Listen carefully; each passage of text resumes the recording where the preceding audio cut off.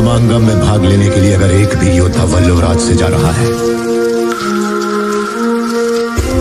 तो यहाँ की औरतों के मन में जलती बदले की आग की वजह से है।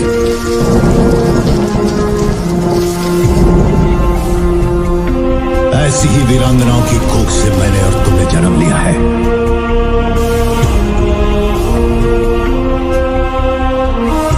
वल्लुवनाथ की स्त्रियों को ये अधिकार नहीं। क्यों देवसेना बोल रही है बाहुबली को संधि करने के लिए? कौन सी शर्त रखी बिजाल देव ने संधि के लिए? किसने मारा आखिर कटप्पा को? हेलो, मैं हूँ Purnima and welcome back to Bollygraz studios. पर वीडियो स्टार्ट करूँ उससे पहले आप लोगों को एक इम्पोर्टेंट बात बताना चाहती हूँ। अगर आप भी सिनेमा की दुनिया से जुड़ना चाहते हैं और काम करना चाहते हैं तो डिस्क्रिप्शन बॉक्स में दिए हुए जॉब लिंक पर क्लिक करें और इस अपॉर्चुनिटी का भरपूर फायदा उठाएं। मैंने आपको पिछले वीडियो में बताया था कि देवसेना ने एक पुत्र को नहीं बल्कि 2 जुड़वा पुत्र को जन्म दिया था, लेकिन कल्के के भाई सल्के देवसेना के एक पुत्र को उठाकर ले जाता है और उसका पालन पोषण करता है और फिर उसका नाम महाबली रख देता है।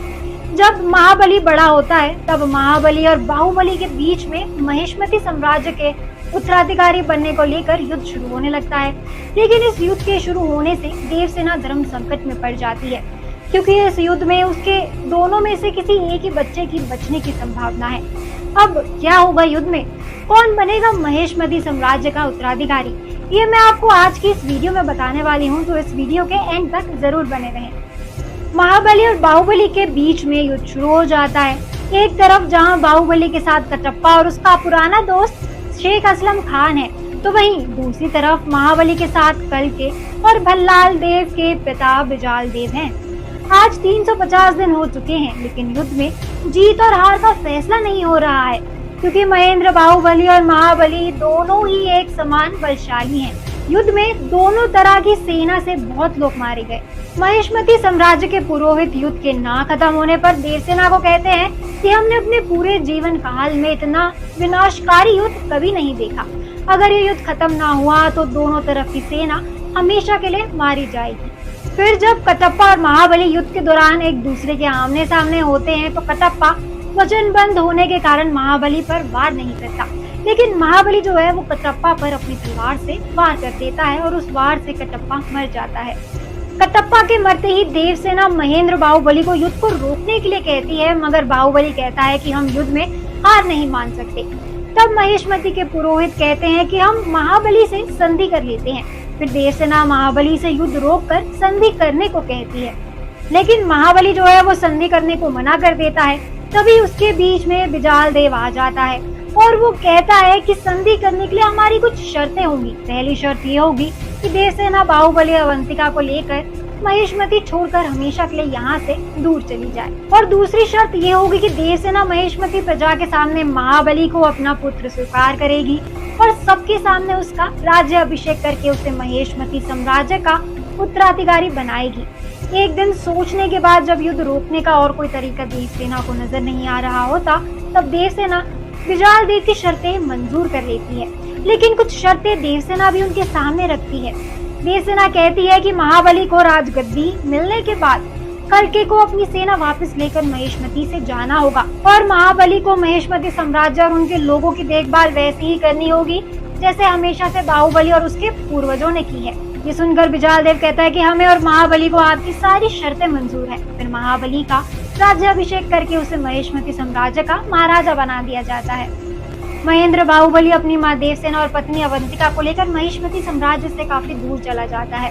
कटप्पा का दोस्त होता है जो शेख असलम खान, उनको रहने के लिए एक राजमहल देता है। असलम खान इसे अपना सौभाग्य मानता है कि बाहुबली अपनी माँ देवसेना के साथ उनकी सल्तनत में रहने के लिए आया है। कुछ दिनों बाद बाहुबली को पता चलता है कि महेशमती साम्राज्य में पहले जैसा कुछ भी नहीं रहा। महेशमती साम्राज्य बहुत बदल चुका है। वहाँ लोग अब मेहनत मजदूरी नहीं करते, बल्कि सारा दिन नशे में डूबे रहते हैं। महेशमती में बहुत से महखाने खुल चुके हैं, जहाँ लोग सारा दिन मदिरापन करते रहते हैं। महेशमती साम्राज्य अस्पृष्टि का अड्डा बन चुका है और वहाँ नशीले पदार्थों का व्यापार भी काफी बढ़ गया है। जब बाहुबली इसके बारे में छानबीन करता है तो उसे पता चलता है कि महेशमती को उसका जुड़वा भाई नहीं बल्कि कोई और चला रहा है। महाबली भी नशे का अधीन हो चुका है। वो सारा दिन नशे में डूबा रहता है उसके शरीर में भी नशे के पदार्थ इतने ज्यादा चले गए हैं कि वो मानसिक और शारीरिक रूप से बिल्कुल नाकारा हो चुका है। उसकी इस हालत के पीछे कोई और नहीं बल्कि बिजाल देव ही है और ये सारा षड्यंत्र बिजाल देव का ही रचा हुआ है। उन्होंने ही महाबली को नशे का आदी बनाया। असल में बिजाल देव हमेशा से चाहता था कि महेशमती की राजगद्दी पर उसका ही कोई वंशज बैठे, लेकिन हर बार बाहुबली की वजह से उसका ये सपना टूट जाता था। लेकिन जब बिजाल देव को ये याद आता है कि उसके पुत्र भल्लाल देव का किसी और औरत के साथ संबंध था और भल्लाल देव ने उसके बारे में बिजाल देव के अलावा किसी और को नहीं बताया था और लोगों को सिर्फ इतना ही पता था कि भल्लाल देव ने एक औरत से शादी की थी जो एक भयानक महामारी के कारण मर गई थी। असल में वो औरत जिंदा है और उसने भल्लाल देव के 2 पुत्रों को जन्म दिया है, जिसमें से एक महेंद्र बाहुबली के हाथों मारा गया था और दूसरा उस औरत के साथ ही रहता था। बिलाल देव उस औरत और उसके पुत्र जिसका नाम काल देव है उसे महेशमती लेकर आ गया है। अब लोगों के लिए तो महेशमती का महाराजा बाहुबली का ही वंशज महाबली है, लेकिन असल में महेशमती साम्राज्य पर भल्लाल देव का पुत्र काल देव राज कर रहा है। काल देव अपने बाप की तरह ही अय्याश, दुष्ट और निर्दयी है। उसने ही महेशमती साम्राज्य का ऐसा हाल कर दिया है, लेकिन लोगों से कालदेव ने अपनी पहचान को छुपा कर रखा है ताकि उन्हें लगे कि महेशमती साम्राज्य पर बाहुबली के वंशज राज कर रहे हैं और लोग उनका विरोध ना करें। अब जब महेंद्र बाहुबली को बिजाल देव और कालदेव के षड्यंत्र के बारे में पता चलता है तो महेंद्र बाहुबली शेख असलम खान के साथ मिलकर अपने जुड़वा भाई को उनके चंगुल से छुड़वाने महेशमती साम्राज्य पर हमला कर देते हैं। फिर से एक बार बाहुबली और कालदेव के बीच में घमासान युद्ध होता है और आखिर में बाहुबली कालदेव को मार देता है और बिजाल देव शेख असलम खान के हाथों मारा जाता है। बाहुबली अपने जुड़वा भाई महाबली जो नशे के कारण लाचार हो चुका है उसे संभाल लेता है, लेकिन वो अभी भी नशे से एडिक्टेड रहता है। तो अब कैसे बाहुबली अपने भाई को नशे की आदत से बाहर निकालेगा और कैसे महेशमती को वापस स्वर्ग बनाएगा, ये मैं आपको अपनी नेक्स्ट वीडियो में बताऊंगी। तब तक के लिए आपको ये कहानी कैसी लगी हमें कमेंट करके जरूर बताएं।